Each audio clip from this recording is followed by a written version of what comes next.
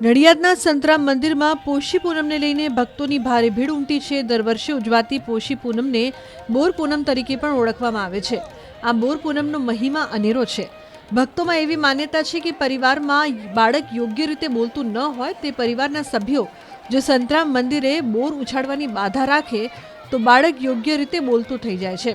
આવી બાધા માનતા રાખનારા લાખો ભક્તો આજે નડિયાદના વિશ્વ પ્રસિદ્ધ સંતરામ મંદિરે પહોંચ્યા હતા। વહેલી સવારથી જ સંતરામ મંદિરમાં ભક્તોનું માનવ મહેરામણ ઉમટી પડ્યું હતું અને 2000 મણથી પણ વધુ બોર એક જ દિવસમાં ઉછળ્યા હતા। મહારાજશ્રીએ સમાધિ લીધી 194 વર્ષ પહેલાં। એ પહેલાંથી જે માતા પિતાના બાળકો બોલતા નથી એ બાળકોના માતા પિતા આજના દિવસે બોર ઉછાળતા હોય છે। સિઝનનું આ ફળ છે અને એટલા માટે બોર અને બાળક બોલતા થઈ જાય છે। આ ટેકનોલોજીને કારણે ઉત્તરોત્તર અખબાર, રેડિયો, ટીવી અને હવે તો આ મોબાઈલથી વધારે લોકોના જાનમાં આવે છે અને જે દુઃખી છે પોતાના સંતાનોના ન બોલવાને કારણે એ બધા આવતા હોય છે અને મંદિર તરફથી દરેક ભક્ત બહારથી આવે એના માટે રહેવાની અને જમવાની વ્યવસ્થા કરવામાં આવે છે।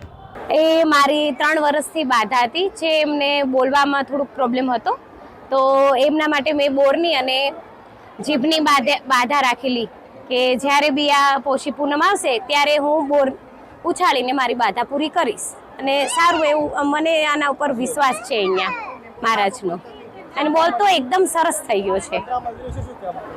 બસ આ એવું સરસ અહીંયા એમ મંદિર છે। એમ પહેલાં બી મારો બાબો હતો એને બી આ રીતે જ પ્રોબ્લેમ હતો, પછી એમની બી મેં બાધા રાખેલી અને આ નાના બાબાની પણ મેં બાધા રાખી અને મને બહુ વિશ્વાસ છે એટલે સારું છે મને અહીંયા મહારાજ માટેનું। અને આ બોરા લાયા એમના જે એમનું વજન છે એ પ્રમાણે બોરની બાધા રાખેલી અને મેં અહીંયા પ્રસાદ રૂપે ચડાવેલી।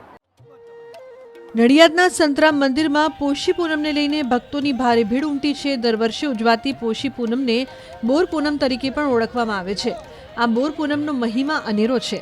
ભક્તોમાં એવી માન્યતા છે કે પરિવારમાં બાળક યોગ્ય રીતે બોલતું ન હોય તે પરિવારના સભ્યો જો સંતરામ મંદિરે બોર ઉછાળવાની બાધા રાખે તો બાળક યોગ્ય રીતે બોલતું થઈ જાય છે।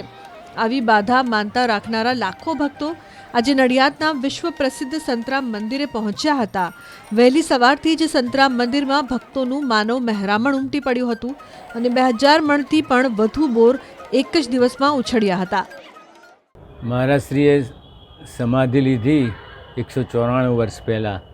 એ પહેલાંથી જે માતા પિતાના બાળકો બોલતા નથી એ બાળકોના માતા પિતા આજના દિવસે બોર ઉછાળતા હોય છે।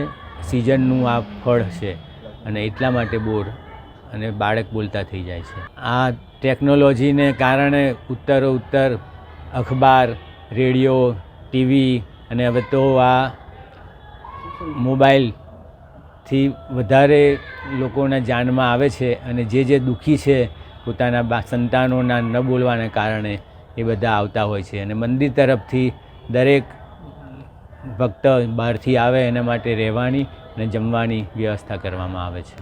એ મારી 3 વર્ષથી બાધા હતી જે એમને બોલવામાં થોડુંક પ્રોબ્લેમ હતો, તો એમના માટે મેં બોરની અને જીભની બાધા રાખેલી કે જ્યારે બી આ પોષી પૂનમ આવશે ત્યારે હું બોર ઉછાળીને મારી બાધા પૂરી કરીશ અને સારું એવું મને આના ઉપર વિશ્વાસ છે અહીંયા મહારાજનો અને બોલતો એકદમ સરસ થઈ ગયો છે।